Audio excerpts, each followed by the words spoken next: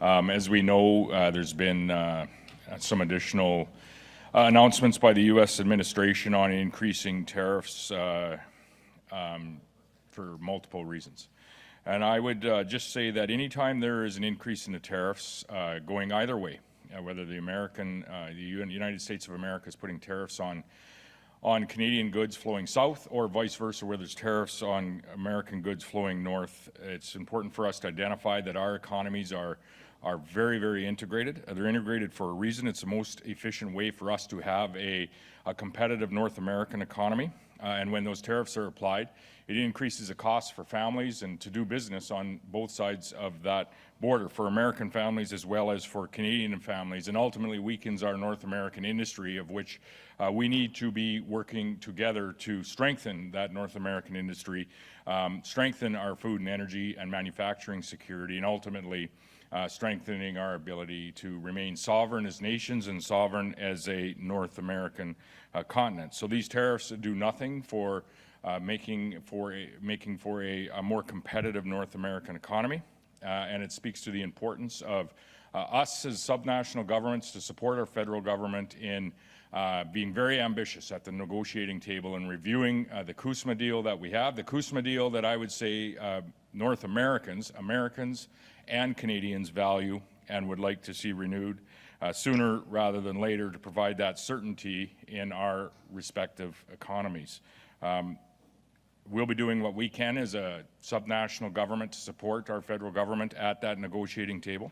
And in particular, I think the next 30 days, my ask would be from the province of Saskatchewan is for Ambassador Wiseman, Janet Charest, Dominic LeBlanc to take direction from the Prime Minister to be very ambitious in those negotiations, to meet virtually each and every day to find a resolution to the current tariffs that we have and to find some certainty in how we can move forward in building that strong North American economy, that competitive North American economy, so that we can turn our minds to other things. Ensuring, and most paramount, I think, is to ensure the sovereignty of our respective nations and collectively the sovereignty of our continent. Will you advise the other premiers to remove their kind of ban on American alcohol? Yeah, well, that would be an issue that would be raised by the Americans at the negotiating table. Myself and other provincial premiers are not at that negotiating table. The federal government is. And so that ask would, if it is an issue with for the American side of these negotiations at the negotiating table, and it appears it is, that would be an ask for the federal government to make of those provinces. Not for a subnational government to ask their respective counterparts to do so. So I won't say I don't expect that ask to come. I think it's already been made in some cases. So that'll be a decision each province will have to make. But that ask should come from the federal government. They're at the negotiating table. They'll know the sensitivities that may present in those negotiations, and they'll also know that what counteraction would happen should that occur by the American administration. And I don't know the answer to that yet. We may later today. Premier, does that comment you just made mean that the federal government has asked some premiers to remove their booze bans? Is that your understanding? I expect that ask to be coming. Do you think it has already been made, though? The way you phrase that? Hasn't been made of Saskatchewan because we're in a different situation, obviously. To what extent will you be advocating for a coordinated provincial position, considering you reinstated access to American alcohol, but now will be weathering additional tariffs as a result of decisions made elsewhere? Well, I think those are decisions that each individual province can make. In that case, we made a different decision than virtually every other province, save for Alberta. We talked a little bit about what the impacts of this most recent announcement is, as we still try to actually look at what the impact is to our province. I think other provinces will see a larger impact from yesterday's announcement. At the end of the day, whether it's this round of tariffs or the fentanyl tariffs or the Liberation Day tariffs, which didn't have quite a significant impact on Canada, or whether it be, we see Section 232, we've seen, like I say, multiple rounds of tariffs. It takes some time to determine what impacts those are, where those impacts are greater or less in Canada, and how we're going to approach it. And so I think that's where the subnational governments have a role. One is to build those relationships, and Saskatchewan has very much done that, not just in the United States of America, but we saw it in China, we saw it in India, as well as many other countries around the world. And then two, is to have the conversations with other provinces, but more importantly with our federal government on what is our approach going to be and how are we going to get to what the ultimate goal is here. The ultimate goal isn't to counter tariff and further weaken the North American economy.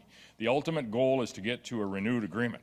A trade agreement that is going to build and ensure that our North American economy is more competitive moving forward than maybe it is today with the uncertainty that we're facing. David? But Premier, what confidence do you have that there is a path to a renewed agreement with the Americans short of just full-blown capitulation? Because if you look at what Jameson Greer said in Aspen last week, he said the concessions Canada has given don't get you anything. You know, digital services tax, Netflix tax, they forced a reopening and a change of the Gordie Howe Bridge. And they've essentially adopted the position that if you do something we don't like and then undo it, you're back to even. You don't get any credit for it. So short of capitulation, because these latest tariffs are retaliation on retaliation, right? They're not even tariffing the things we tariffed because they're already tariffed. So how do you see a path forward here with a partner like the United States that acts as if the international order doesn't exist and agreements that are signed in good faith don't hold up? It's a challenging time. And I would say that I would go back to, there's going to be many words, and I've said this many times, there's going to be much rhetoric that comes out of not only the White House, but various members of the administration there as well. And you'll see some rhetoric coming from Canada in this negotiation as well. We need to set that aside, and we need to stay focused on what the ultimate goal is here. The goal isn't to win some sort of a war on social media or a war of words on social media or even to one-up when it comes to whatever the policy or the rhetoric of the day is. The goal here is actually for us to have that renewed, reviewed cusma agreement moving forward. That is a goal for Canadians, and I would say that largely when you set the administration aside, that is the goal for Americans as well. These tariffs are doing nothing for the affordability for the common American family across that nation. And they're doing nothing for the cost of doing business for all sizes of business, medium, small businesses in the United States of America. And we see that in our nation as well, most certainly. So the goal is to have a reviewed and renewed CUSMA arrangement. And so we need to set aside some of what's on social media. We need to set aside as, I think, subnational and ultimately as national negotiators that are at the table and negotiate a reviewed deal. The path forward and the conclusion of all of this isn't going to happen on social media. And it isn't, in fairness, going to happen in the public sphere. It's going to happen at the negotiating table. And that's why my advice to the federal government, and I'll be bringing that to all the tables that I have the opportunity to be a part of over the next few days, is for Ambassador Wiseman, Janice Charest. We have a good negotiating team there led by Dominic LeBlanc, is to engage ambitiously and vigorously with this U.S. administration, because at the end of the day, they need a renewed agreement as well. And we need to realize that. They need a renewed agreement as well. And in fact, as we look into the future, they need to do more trade. They need to bring in more products, both ways in fairness, from Canada into the U.S. When we talk about energy security in the U.S. and in Canada, it is going to mean that we're going to be producing more energy products across this nation, providing them to our allies in the U.S. and other allies around the world. We need to increase the level of oil production we have. We need to make it available, yes, on the West Coast to nations around the world, but we also are going to have to produce more oil to make it available to American families and an American industry as well. We're doing that in the nuclear industry. We see 2 uranium mines in Saskatchewan that have full provincial and national approvals. One more has all the provincial approvals, and I suspect in the not too distant future we'll have all of the national approvals. To put that in perspective, we have 2 operating uranium mines in the province now, and we're about to bring 3 more on.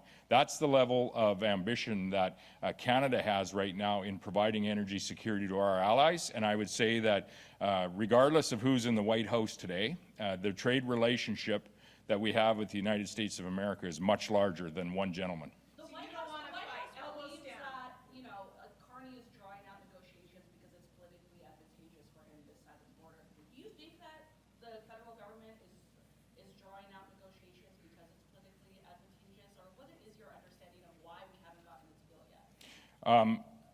Yeah, I can't comment on whether they're drawing out negotiations. I think they're negotiating at every opportunity that they have. I would like us to be a lead in at least being ambitious in those negotiations, and trying to be and making every attempt to be at that table each and every day moving forward. We have, even with this latest round, which I would say is the 9th or 10th round of tariffs that we have, that are having impacts not only on Canadian business and families, but American business and families as well. We have 30 days until they come into effect. We've seen the president walk back some of his previous tariffs as well in that time period.